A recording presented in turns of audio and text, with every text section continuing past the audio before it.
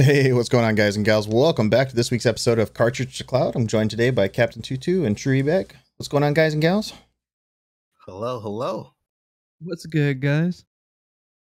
So we're going to come in and talk about a few different things today. Got some cool stuff for talk about a Doom Eternal and Animal Crossing. We got the new releases this week. We've also got GameStop claiming to be an essential business, which is kind of a weird thing. And then we've also got Tutu's weekly deals and cool stuff, one of our special segments that's making a preview or a debut here on Cartridge to Cloud. And we've also got our top story, which is going to be our next gen console wars, since we've got some of the specs on the new PS5 and then as well as the Xbox Series X. So let's get started with what have we been playing this week? Go ahead, Tutus, go ahead and start. Yeah, so I had to kind of take a break from like all of my hardcore PC MMO gaming because I messed up my finger real bad. But it's kind of a good thing. Well, not really a good thing, but it came at a good time because this week we got Animal Crossing and Doom. And I've been playing a hell of a lot of Animal Crossing, and I'm so in love with this game, this franchise. Also played a little bit of a Modern Warfare Warzone before my finger got messed up, which is real nice. So and I'm sure, we'll talk about Animal Crossing and Doom more in a little bit, but having such a great time with both of those games. Awesome. Ebek, what about you? So naturally, been playing a crap ton of Modern Warfare and the Warzone and all that nice stuff. But I've actually taken a break from most of the games and went back to an old classic, War for the Overworld, which is an old school RTS. I think it released in like 2000 and been playing the crap out of that again. It's up there on GOG, so I decided to buy it for the $5 and give it a spin again while I, relax during this quarantine. Hell yeah. I mean, some of the old classics. I mean, I'm dipping back into a little bit of Stellaris right now because their Federation's content came out this week too, and I'm just like, ugh. But between that, I actually got to play the first maybe hour of the campaign on Doom Eternal, and I couldn't get into the battle mode so far. Like, it actually took me a little bit to get in the battle mode. I actually was finally able to get into it today, and I was excited. I was like, yeah, let's see what this battle mode is about. And it's a 2v1 demons versus the Slayer thing, which is kind of interesting. Because the demons are really buffed up for this whole thing, which I thought was kind of interesting. And yeah, it's different. It's very, very different. But kind of digging into Doom and Animal Crossing, let's go ahead and get into that one. So all right, yeah, go for that. So I think we should start with Doom since you left off with Doom Eternal. So it's funny because last night, with my finger being so messed up, I was like, I want to play this just to have an early impressions for our show, of course. But then I'm like, I don't want to play too long with controller because I don't want to get used to controller. And I want to play with keyboard and mouse once my finger heals. And I was like, I'll stream it. I told my stream, like, okay, I'll only be streaming this for like 30 minutes, guys.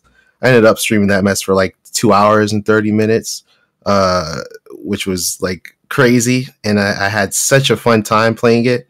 I got to the second stage, Exultia. I don't know if are you there, Tommy, or did you get that far? No, not yet. I don't think.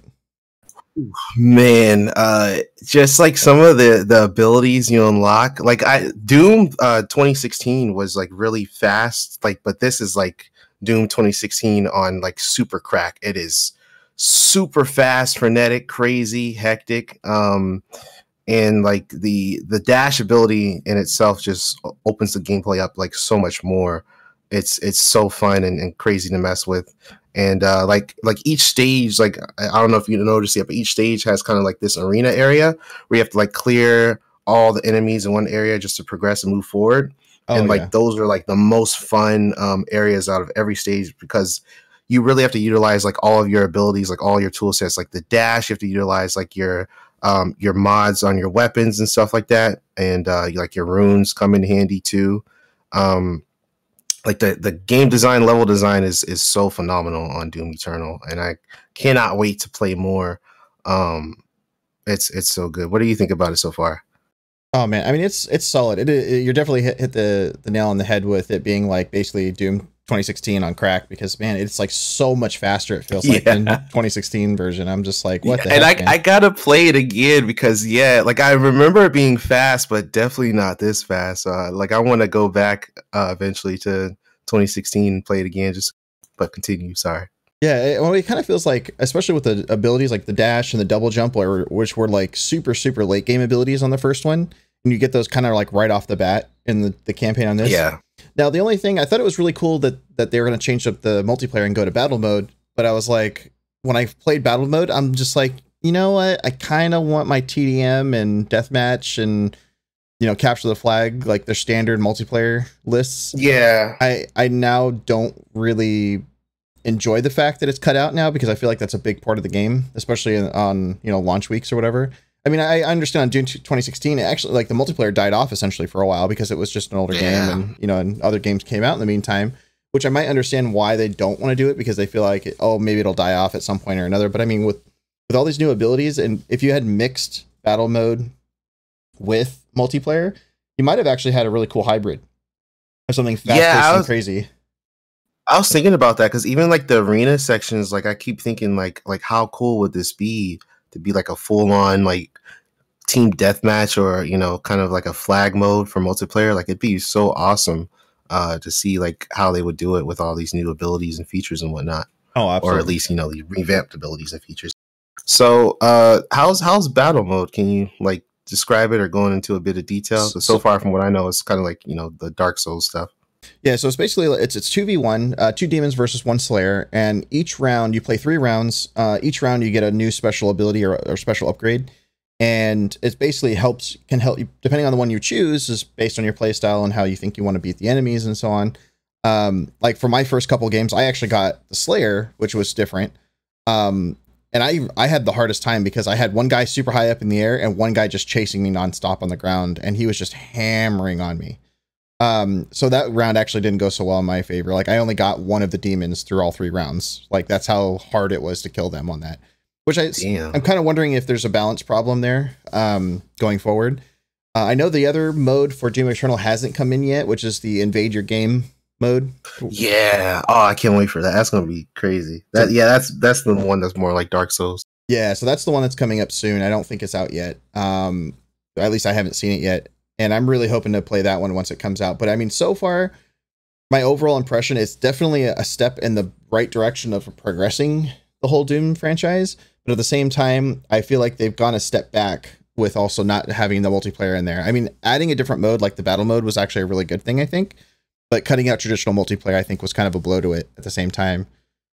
Like, what do you do in seasonal content if you get just story upgrades and stuff like that, which is cool.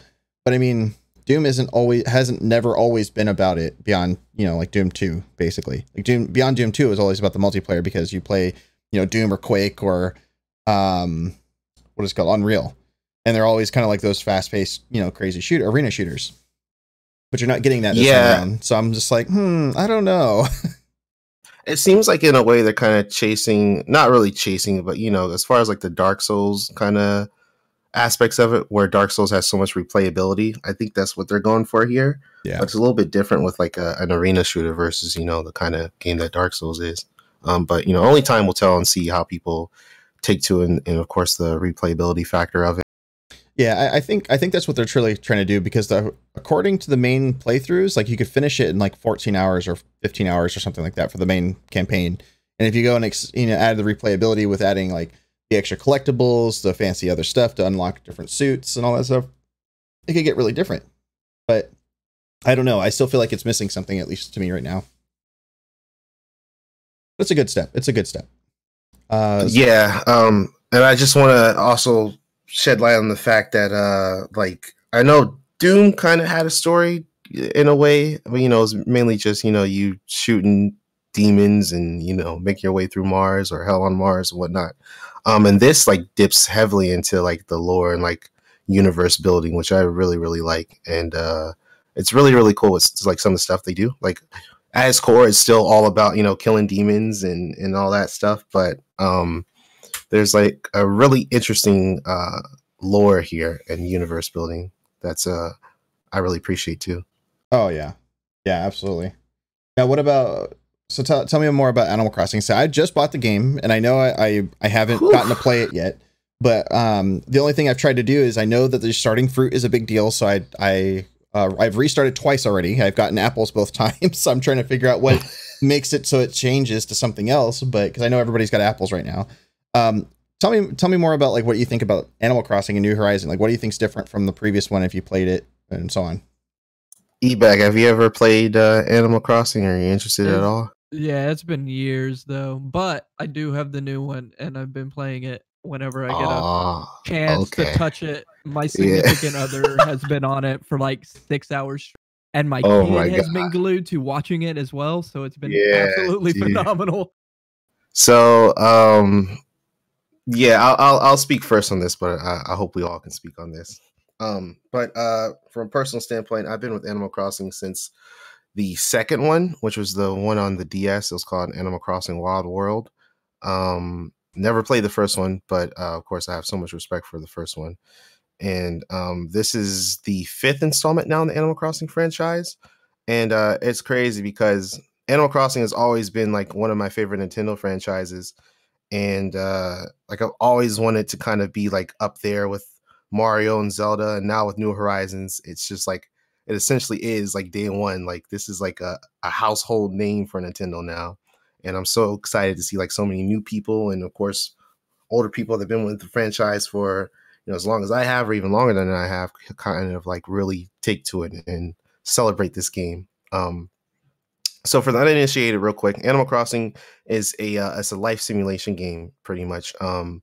It's somewhat in the same vein as like Stardew Valley or, you know, games like that. But the thing with Animal Crossing is like what I love so much about it is that it's on like a real world time. And it is really slow paced, especially this one is more slow paced than the previous games, but it really works to its benefit. I know that might sound like off putting to a lot of you, but the slow paced nature of it is like kind of the best thing because you can go at like doing your little objectives or, you know, upgrading stuff like as fast or as slow as you want. And really like the beauty of Animal Crossing is that like every day that you play, you're always constantly like unlocking something new, whether that's like a new feature, a new like shop that popped up in your town, some new neighbors you're getting or stuff like that.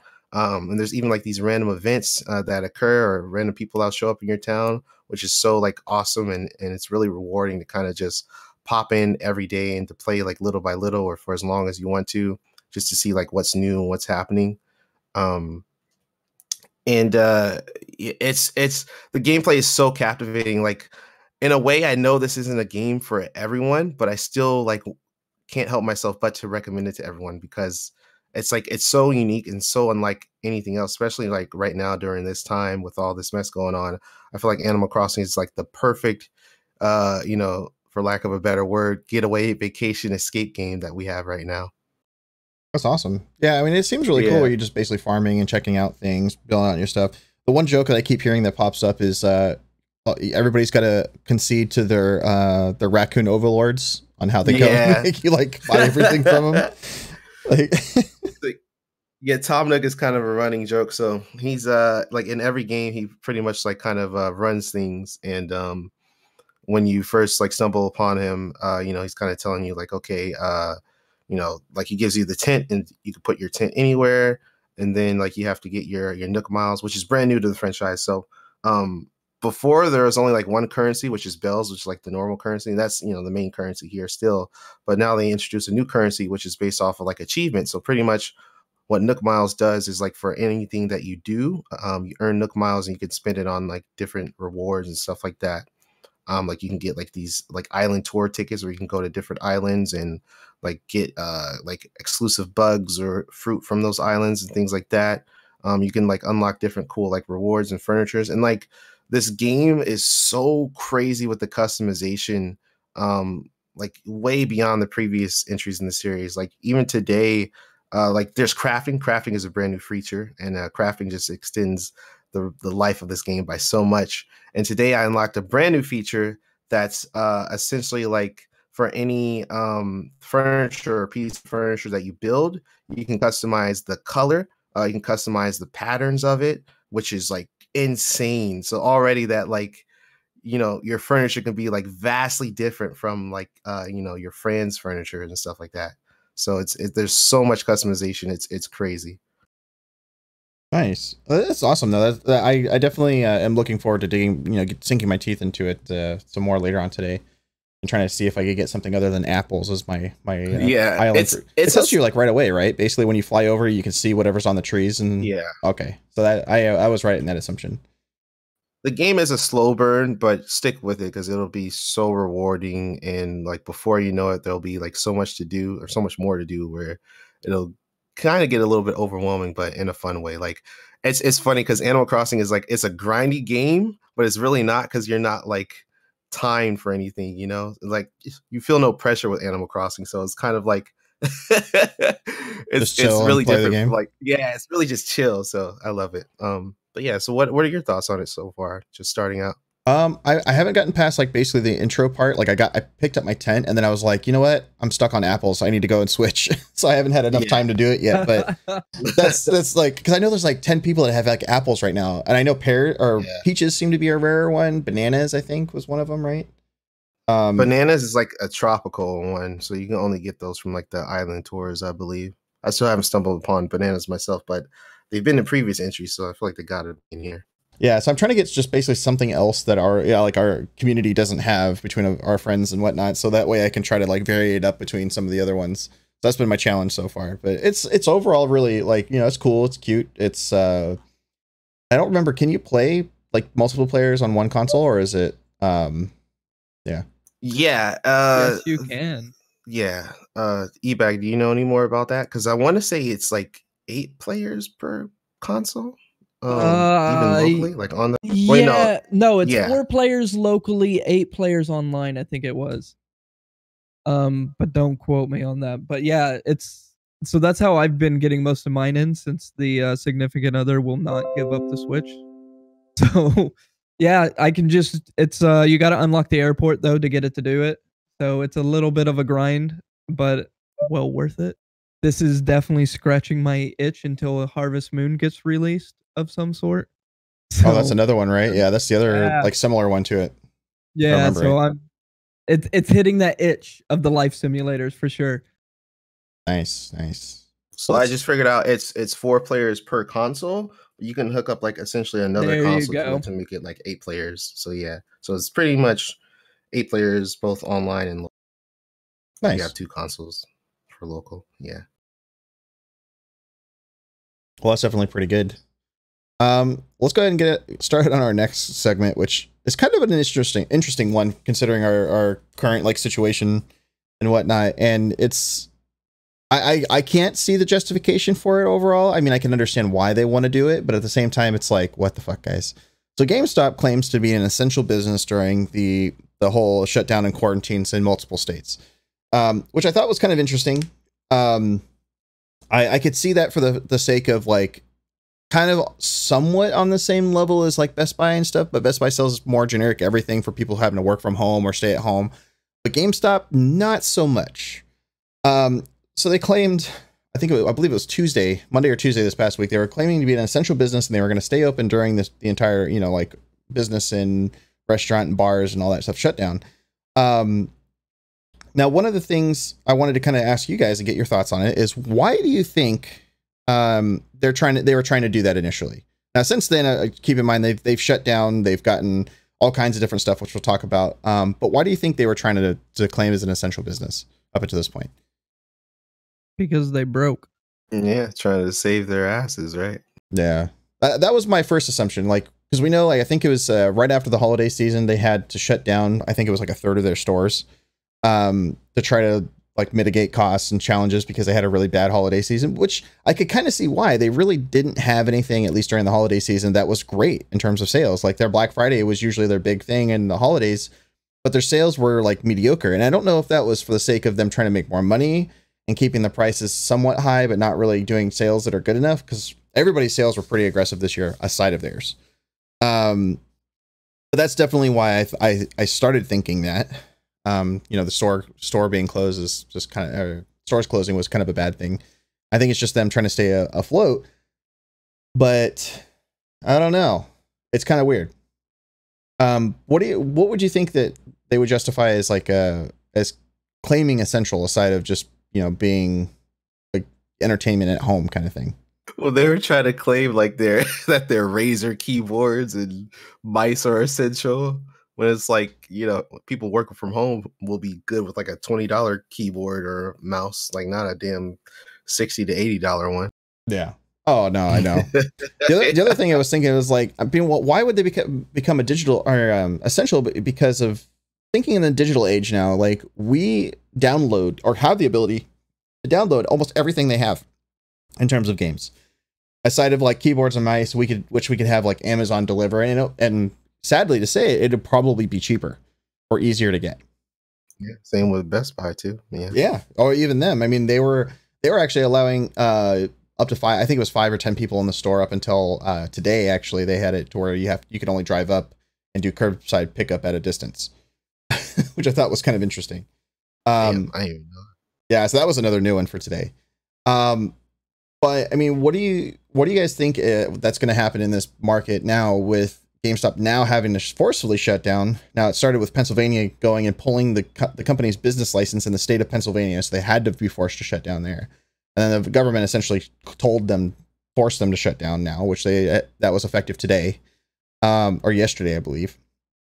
Like, what else do you think can come out of all of this after they're forced to shut down now? And then on top of that, now keep in mind they're not paying their employees at all, which really sucks too for the employees in the whole thing. I don't know. Well, I'm gonna say the American market's gonna shut down. I've got friends that manage them up in Canada, and they're like the business sense there is they're shutting down, but the government is giving them like a tax break off for it.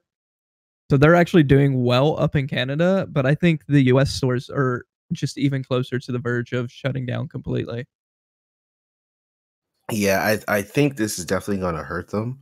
And for how long this current crisis is going on, it really depends. Like, odds are it's definitely going to last a while longer than I think most people or most of these businesses would want. So, it all depends like how long it lasts and how much that initially hurts GameStop in the end. But it's definitely going to hurt them for sure. Whether or not they like close altogether remains to be seen. I think they won't, or at least not just yet. But it'll definitely hurt them in the long run for sure.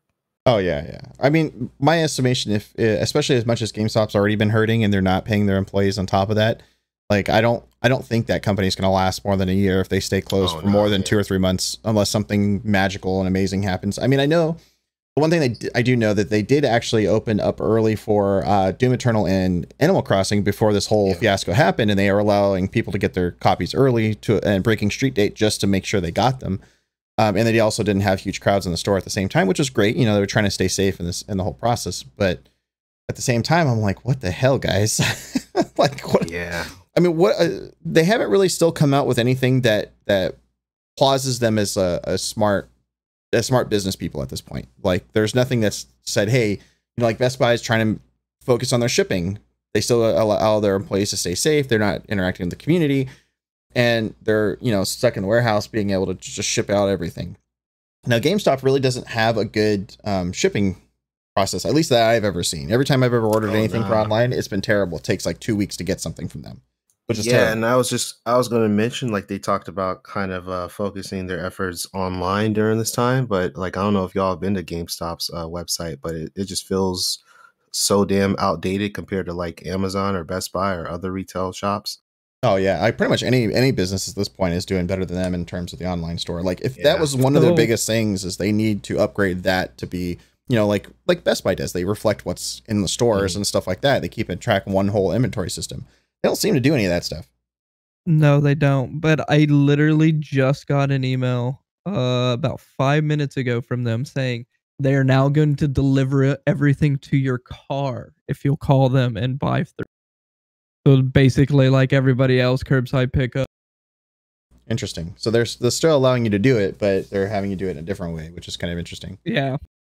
I mean, that's good. I mean, at least they're trying, but at the same time, it's like, man, guys, like, so now, like, even the state of Pennsylvania, they can't do anything because their license has been pulled for the next 30 days. So that's like PA screwed, but everybody else is gonna be like, well, they've been shut down here in California too. Yeah, they're gone in California right now. Even I drove by the one that was actually near here, and it's completely closed up. Yeah. Man, I don't know. I don't know if they're going to be able to be one of those companies that can survive beyond this. I mean, I feel more for the bars and restaurants and stuff like that, especially the mom and pop places that, you know, they can't do it, especially like your local game stores for like board games and hobby stores and stuff like that. Like they're going to hurt the worst in this whole thing. And some of them are actually still doing the curbside thing, but still. What's really interesting, I don't know if you guys saw like GameStop's kind of leaked like plan going forward, but there's like this one GameStop that's like really cool, and it's almost like a social experience where like there's game stations set up everywhere, and you can kind of like hang out and sit at like these computer desks and play games and whatnot.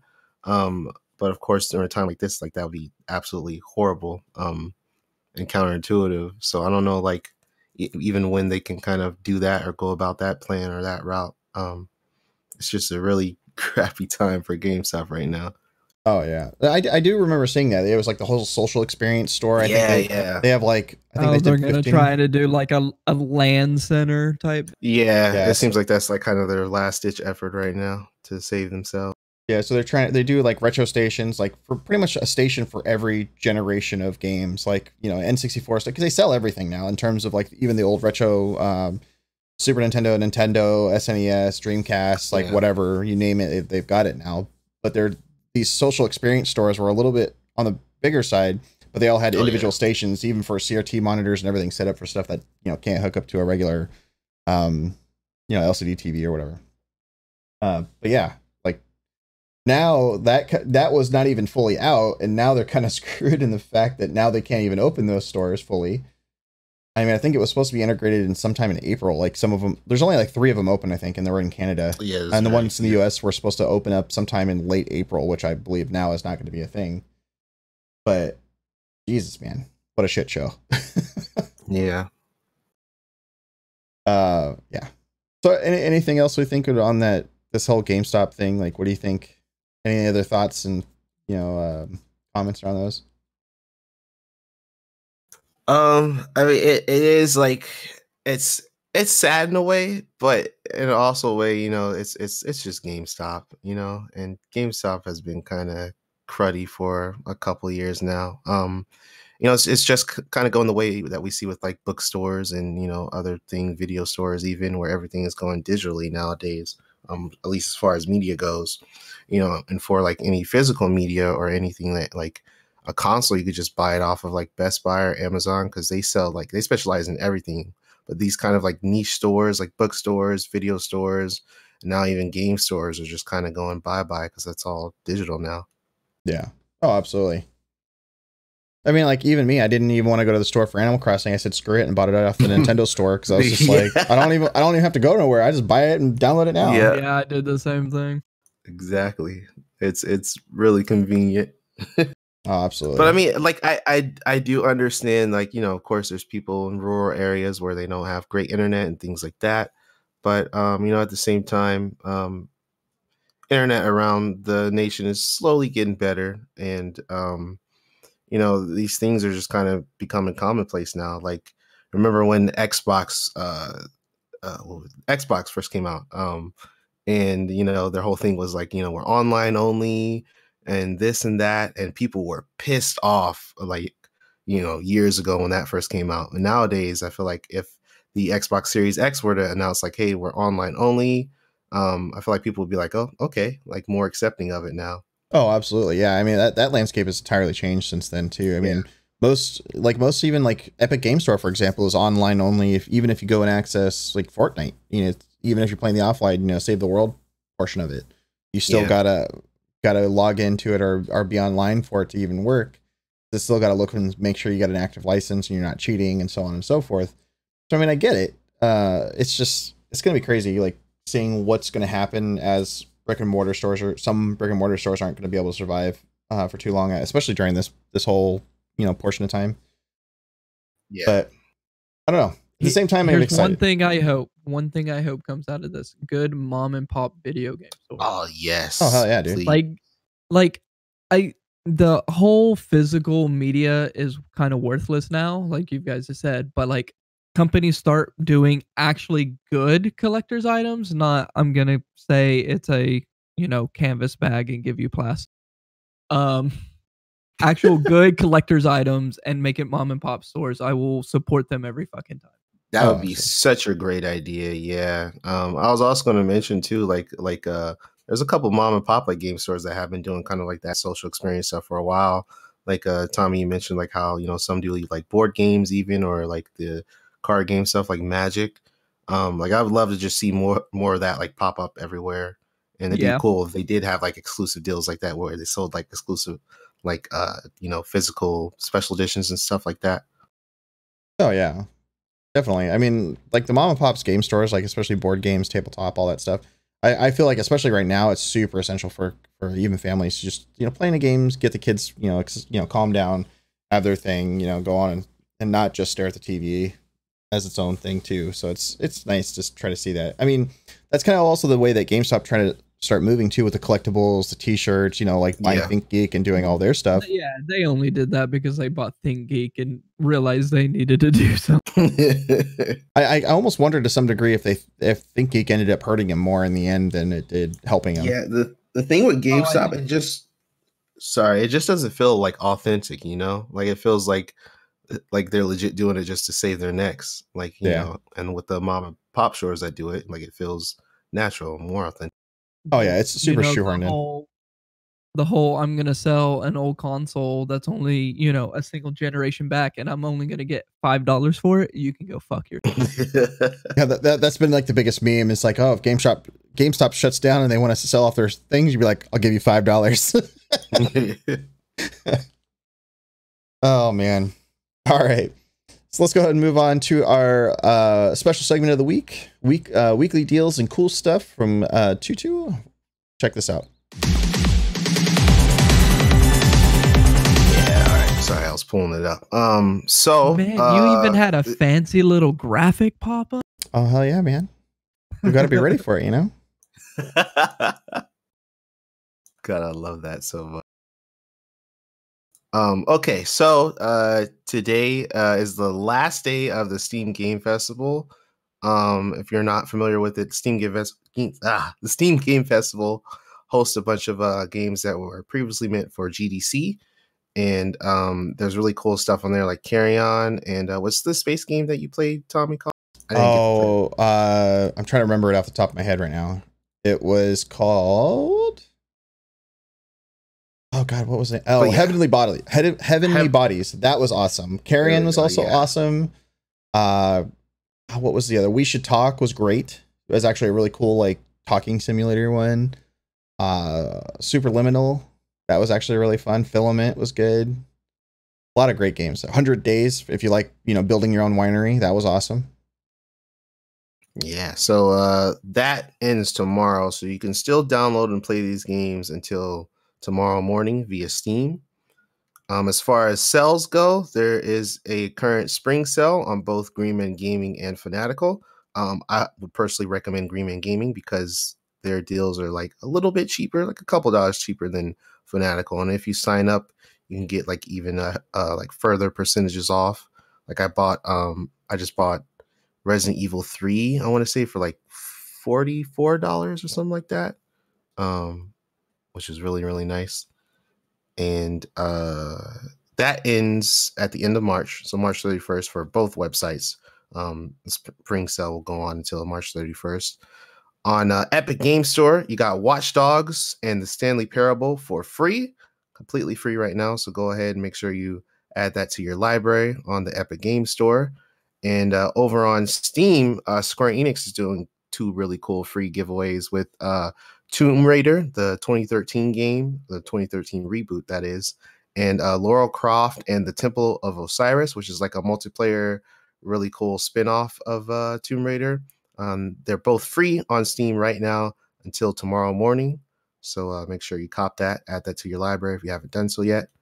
And yeah, that ends 2-2's weekly deals and cool stuff for this week. Oh, I do have one more to add on there, actually. Ubisoft and EA are having publisher sales on Humble Bundle this week. Looks like And it's gonna Steam. last. And Steam. Oh, and Steam. That's right. Yeah. So both of them. Yeah. Ubisoft Thank you. and I just looked at my EA. homepage and saw it too. Yeah. So yeah, a bunch Damn. of that stuff's on sale right now. I mean, if you want to get into like Assassin's Creed Odyssey, for example, like you get the Ultimate Edition for $31, which includes all of their DLC. And like for me, that has Assassin's Creed Odyssey has now beaten the top spot for my favorite Assassin's Creed game. Like 1 and 2 were my favorites up until this one came out, and this one is like blowing it out of the water. It's great. It was free this week, and I was going to mention that, but I think that ends like soon or maybe already. Yeah, so I didn't want to mention it because it's going to end, but yeah. Oh yeah, super You worth the wanna game. check it Even out. if you get the base game, I mean, $15 for the base game, $31 for the game and all of the DLC, or Wow. Far Cry 5 Gold Edition for $18. A lot of really good ones on there. Yeah, definitely check that out. Ubisoft Publisher Shell on Humble and Steam, and I'm sure you play. Yeah, probably Uplay too. If they're on these, it'll probably be on Uplay too. But yeah, all right. Well, let's get into our last and final topic. We're going to talk about the next gen console wars. eBay, you want to take us off on this one? Yeah, so we had the leaks of Xbox Series X come out. What was it? Probably about 3-4 weeks ago, maybe. Yeah, about a month ago. And then what was it? 2 days ago, we had PlayStation 5 actually do a developer style conference that released all their specs, and they're both really, really close specs wise. Yeah, very like similar. ridiculously close. And it's definitely not the big gap that there was in the last generation on that No, first not at initial round. We're talking the processors. They're both using the AMD Zen 2 architecture, which is absolutely a phenomenal architecture. But we're literally looking at 300 megahertz difference between the two processors, with Xbox just barely taking that lead. So we're negligible difference between the two. They're both doing the RDNA 2 architecture for the GPU, 10.28 teraflops on PlayStation 5, 12 teraflops on Xbox Series X. For GPU performance, right? Yeah, for GPU performance, yeah. But the difference with that is the PlayStation has a faster clock speed by like I think it was 2 gigs. I'm trying to look it up It's specifically. 1.85 on Xbox, 1.825, and then the other one is 2.29. Yeah, there you go. Which in the scheme of things, that's essentially taking, overclocking something a little more with less cores. Like, so you're still seeing a negligible difference. Graphics wise, we're not going to be able to tell anything. No, Right. And the one thing that PS5 boasted was something easy. It was a little bit easier for developers to min max whatever they wanted and Yes, fine-tune their exactly. games. So that was kind of interesting to see. Yeah, which was a wonderful feature they were aiming for developers to actually utilize. Memory's all the same. Storage, you're on 25 gigs on the PlayStation, 1 terabyte on the Series X. The only sad part about this is they're both using proprietary SSD cards, apparently. Well, that's peripherals wise, but the internal, Yeah. like the Xbox Series X is using NVMe SSD, whereas the PS5 is using a standard solid state drive, which was interesting. That was one of the other biggest differences, I think, between the two. And the PS5 I saw is they were like, doing it both NVMe. Oh, that's interesting. Oh, maybe I'm looking at it wrong, or another site then that doesn't show that. One of it shows custom NVMe, and then the other one does a standard 825 gig SSD. Huh. the But- PS5's SSD is slightly faster than Xbox's. Yeah, so that may be the difference. It's not technically an NVMe because that's kind of a brand architecture. Yeah. So yeah, it's probably a proprietary. In the same thing, they're aiming for faster speeds. Literally 4K, 8K, HDR. They're both going to be capable of it. Like on paper, these are the exact same console.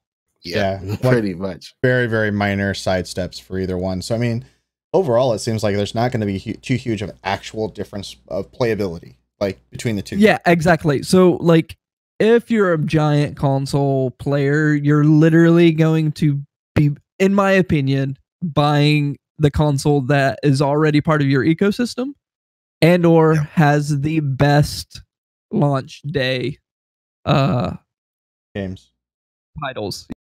Yeah, that's always what it comes down to, right? I mean, I know like essentially, yeah, Xbox has always kind of outperformed PlayStation in graphics, but it always comes down to the games, like what games are going to be available at launch, which console is going to end up having the better games over the course of this time. Yeah, though. Oh, sorry, go ahead. I will say this: Sony is coming out of the ring swinging on audio. It's one of the features that is super, super early, but essentially they went to an actual, like, I forget who they utilized, but they're essentially doing mapping of how the average consumer hears items in games, and they're creating brand new audio schematics for for the people, and you'll be able to initially go in and change audio capabilities that sound better to your ear. So they're really aiming for the audiophile. Like the average consumer, the average gamer, maybe not too much, but on the competitive scene, on the people that really like to hear the ecosystem of what games they're playing, that's a giant game changer. That could be something that they're boosting and being. We haven't heard enough on the audio stuff on Xbox either, so I'm kind of interested to see what they ended up doing with that. But with them being so close in specs, I can't see why they wouldn't be able to do that overall. I mean, they may have just not thought of it. Let's be honest. That's not from a console perspective. I mean, in a gamer perspective in general, that's not something you really focus on. Like how well you hear things. It's just as long as someone can hear it's to the left, to the right, behind you, above you, yada yada yada. That's good enough for most gamers, right? That's the thing that makes me curious, though. It's like, so if they have all these custom, even if say both of them end up coming out with a custom audio solution, like what makes it a big difference between trying to do that or like THS or the Dolby Atmos or things like that really have like that certification for high end quality, right? Well, Sony also came out and said that they're going to be working on like doing these custom made headphones that kind of like are shaped to your ear. They said you could like send them pictures of your ear and they'll like kind of work on the headphones from that. It just sounds so weird, so trippy, and I'm really like looking forward to seeing like how this will work. Like I'm so curious. Yeah, from the audiophile in me, I'm super excited about it. But like from the tech side of the things, I feel like they're opening a can of worms that could go really, really bad. Yeah. So like in your guys' opinions, what would you get first?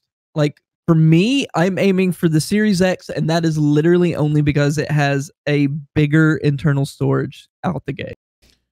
I mean, and this is also not knowing what the release titles are actually going to be, right? Yeah, for me initially it would probably be the Xbox, because I've always gotten the Xbox's initial launch, and I kind of like the fact that you're not just limited to just the Xbox, because a lot of the first party games now are not locked to just the Xbox, which is also the kind of nice thing. Now thinking even on the side of launch titles, we'll get back to this probably here in a second, but I want to hear what Susu says. Like, what do you think? What do you think your first one will be? Well, going off of what you said, because like Xbox games are available on PC now, so automatically, even though like the Xbox and PS5 are both like pretty much as powerful as a high-end PC nowadays, which is crazy to think about. But because I'm able to play Xbox games on my PC, I automatically go to PS5 for their exclusive. Oh, that's a good way to think about it, because you can already do Microsoft titles on your PC. You might as well go with the PlayStation. Yeah, and but so go ahead. Sorry, I was just gonna say I do miss Xbox's interface, so that's the only thing. Like I really like the Xbox interface even over PlayStation. Oh yeah, that's the same here for me. Yeah. Now, kind of going on what we were talking about, the exclusive games, like, so that's been one of the I think in this generation was Xbox is by far their biggest lacking thing. Now, a lot of it I think comes from the fact they didn't really have any development studios behind them anymore. But as we knew, I think it was this last E3 or the year before that, they announced they had acquired 10 different development studios, whereas none of them we've heard of what they're building. So we don't know what games are coming for them. We don't know what different titles are going to be chosen for it. Like it's going to be kind of crazy in that regard. So like, what do you think? How do you think that can change the whole format if they bring out, like, if all these new development studios they picked up all come out with new Xbox, or even different PlayStation groups also come out with these big exclusives? Like, what do you think is going to be the biggest selling points aside of just the single player games? Well, we do know that it's launching essentially with Halo Infinite, which is of course like a big system seller, or hopefully will be a big system seller. But only time will tell like what these studios are up to and what they're making. I know a lot of people really want like Fable to come back, and that would be so awesome to see like another studio do Fable. That would be nice. Yeah. But yeah, it'll only time will tell. Like the thing about PlayStation is like that their games are like most of their games have like really quality, high end stories, great gameplay, and like they're kind of known for that, Yeah. Whereas Xbox, they've really been struggling in many ways. Even the last like Gears and the last Halo games, while like there's people that like them, they don't really have like, they don't have like a long lasting appeal like the previous games in those series. I mean, even touching base topic on that is like even the Gears 5, which I thought was a fantastic game. Like the story was really, really good. They changed up a lot of stuff on how you played it, but it still only had like a solid shelf life of about 2 months for me. Yeah, people dropped off of multiplayer for that one like real quick, really, really quick, which is sad. Now it was nice though. It did have cross compatibility between the console and PC, which was nice, but at the same time, I'm like, that's not the only thing that's there. I mean, there's certain things that people didn't like and so on and so forth. But then you get games like God of War or Spider-Man or Shadow of the Colossus or some of these other big, high-end games. Like those really push Sony ahead, I think, this generation because of it. Whereas like Xbox definitely owned in the power and the hardware side of it. Like they were like top notch in that regard. Like the Xbox One X was definitely, or not, was it Xbox? Yeah, Xbox One X. Yeah, I get confused over the titles. Yeah, dude, the naming, it's hard to keep it, man. So the Xbox One X versus the PS4 Pro, like the One X performs 10 times better than my PS4 Pro. And I'm just like, dude, it's like way different in that regard. But yeah, I just hope that these like niche differences are actually worth it in the end. Like if it's going to be very close to comparable, there's no reason these development studios can't make great long-term lasting games, with this hardware or these sets of hardware to choose from. And I want to see more PC ports, damn it. Now that these consoles are essentially PCs, please give us more PC ports, damn it. Right? Like these, and okay, if they keep the whole trend too with like how PS4 and Xbox both came out with mouse and keyboard support, like these new ones better have it too. Like just saying. I mean, at that point, you can make a PC game, literally have it on both consoles, and you can play them all the same way, right? Like you have your PC mouse and keyboard support, and you also have your controller support for the people who only play on controller or so on. I hope it just I don't want it to split gamers up like it used to. Like there's no reason that we all can't play together. Like ultimately, like I don't think the console wars as a whole thing is a big deal anymore as much because cross-platform gaming is becoming such a big thing. I mean, just going on our last week's topic, like Call of Duty Warzone, it is such a hit and it hit so many players at one point because it was cross-compatible with all the major consoles aside of Switch, right? Like PC, Xbox One, and PlayStation 4, and you could all play together. It don't matter. Like you just jump in, play with your homies on a console from PC or whatever. And there's not a huge, downside to any of them, which is what everybody used to be as like the biggest, hard point before. Yeah, that's a great thing going into the next gen. Like you really don't, like a lot of people would choose consoles based off of like where their friends are. But nowadays you really just got to choose like, off of like what you want personally, because crossplay is becoming more and more of a thing.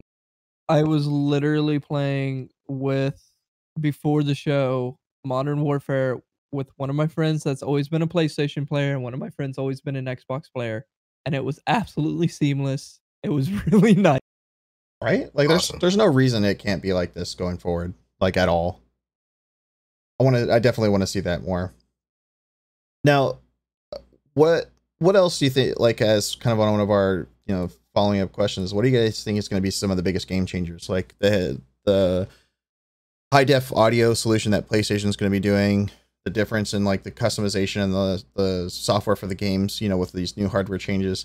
Like, what else do you guys think is going to be some of the big, like, you know, break out of the gate points since they're so similar now? Like, they've obviously got to come up with something else, I think, to sell each other individually. I think it's literally they have to come out the gate swinging with release titles, 100%. Yep. And it's all about the price tag. Like, I'm looking at all this new architecture, and I'm like, this is about $1,000 worth of equipment going in because it's all proprietary. We all know they're not going to sell it at $1,000. They're probably going to sell it $399, $499. I bet you it's going to be like the other ones. It's probably $499 at least. I'm thinking like 500 to 600 because these are crazy. And, yeah, I mean, you know, it could be, but like in the scheme of things, it all depends on how they're going to do a release. Like, do a good bundle, because let's be honest, consoles have always, for the first 2 or 3 years, been sold out a lot. Yeah. If they can manage to get good numbers out the gate with good games, then they may win. But like, I'm very intrigued about this proprietary memory slot that's just essentially plug and play external SSDs for fucking Xbox. That's interesting. Well, but it's on both, I think. It may be. I see. Yeah, it could be. But like, how big are you expecting your games to be? Well, yeah. I mean, take Call of Duty. Even on consoles, it's still 90 gigs. Like, right. Some of these games are just massive, man. Like, I don't know what to say, because like, I mean, this gen, I mean, they've gone on average 20 to 30 gigs, maybe up to 50, 60 gigs on some of the higher end ones. But some of these recent releases like Red Dead and Call of Duty, they've topped 100 gigs easy. I mean, most games you ever saw before that hit that were MMOs that had, you know, massive worlds. But what are you going to do with these game sizes? I mean, I think part of the reason they are doing this proprietary stuff is because all these hardware companies have jumped in on making, you know, off-brand hard drive spaces for the PS5 and the Xbox One. So like, yeah, what happens now if you've got, you know, you got all these companies making it? Oh, well, we're just going to make it proprietary, so we can sell it and make our money off the peripherals like Apple does. Yeah. Well, that's part of it. You're buying into an ecosystem, right? Yeah. But like, if you look closely, like, they're both going with DDR6 RAMs. They're both going with the RDNA architecture. They're both going with the AMD CPUs. Like, these are smart decisions from them because those processes can already be stood up in whatever factories AMD's essentially using, right? So that's going to cut their costs in some sort, and it's going to be able to make them initially churn out thousands of consoles for release.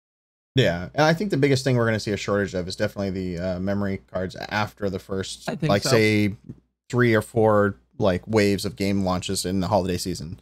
Like, we'll see, of course, whatever they come out with. But this is definitely a big or. They could go the Nintendo route, and like, naturally Nintendo didn't say this is what they did, but let's be honest, they did a release and they all sold out worldwide, and they said they couldn't keep up with production. I don't buy that first. Right? They're gonna make as little, like, they're gonna make a minimum, right, that can ensure a sellout to build hype. Oh, absolutely. I mean, yeah, the sellout hype, build hype has always been, you know, a tactic for the whole thing. So it's always been kind of interesting in that regard. So I think it literally comes down to what games.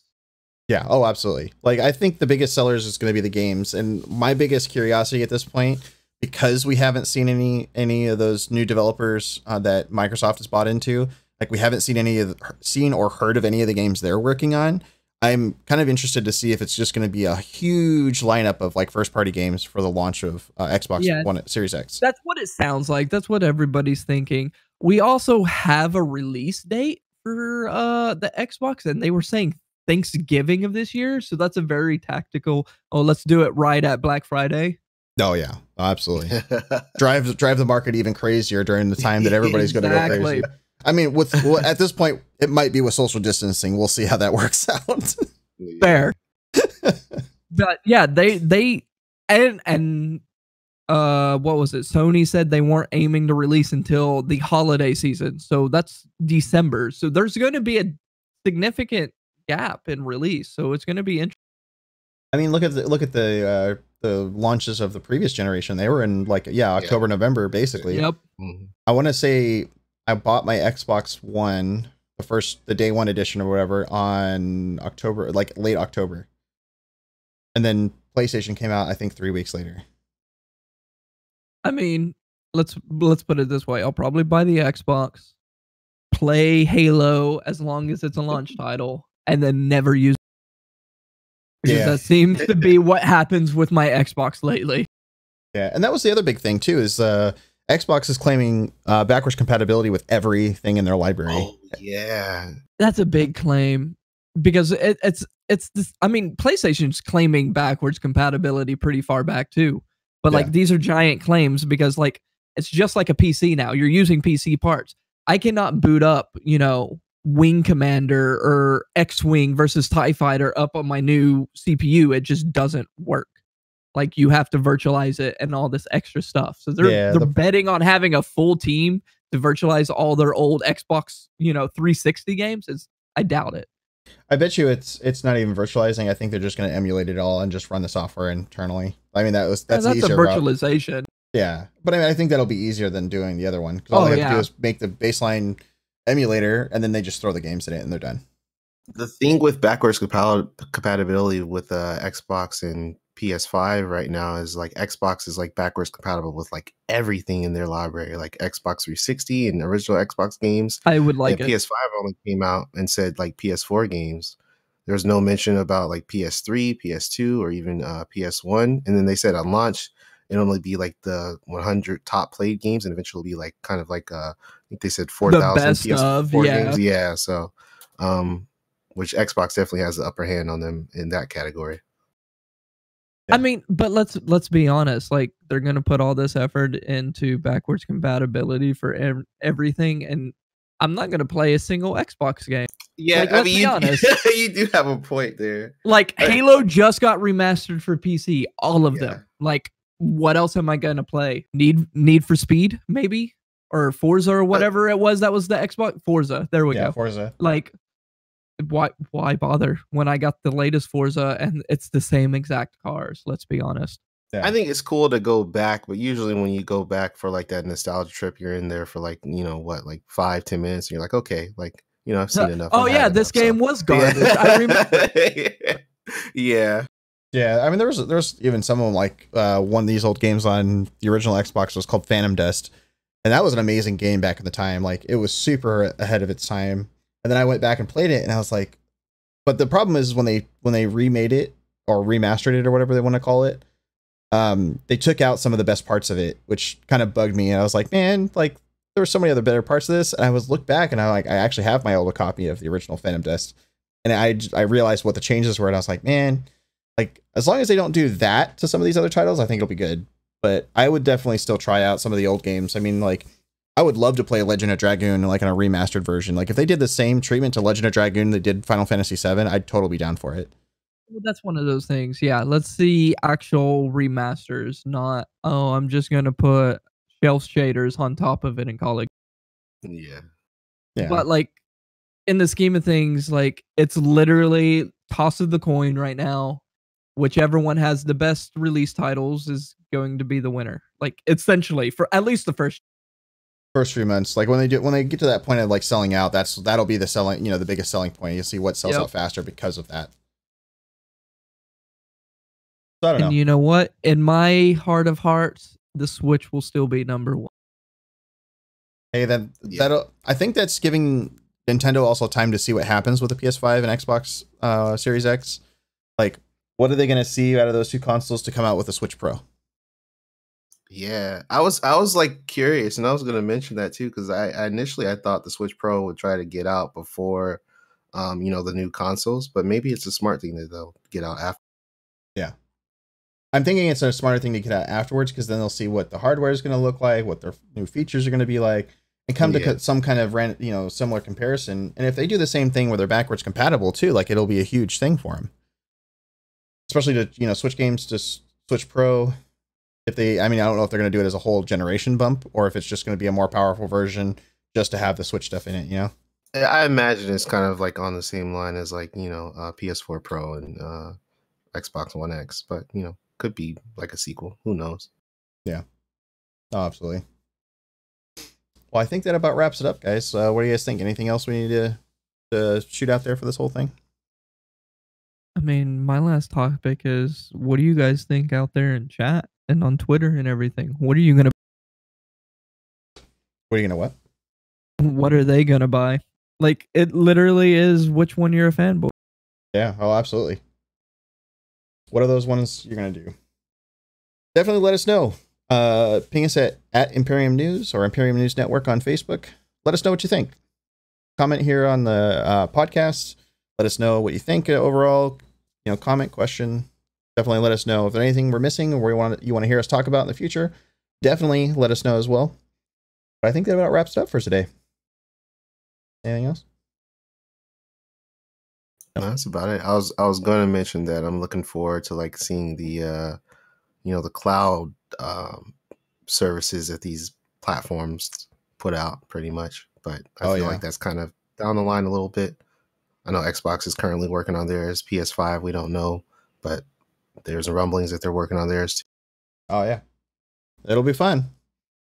Alrighty, guys and gals, thank you all so much for joining us today for episode 2 of Cartridge to Cloud. Hope you all have a great one, and we'll see you all next time. Peace.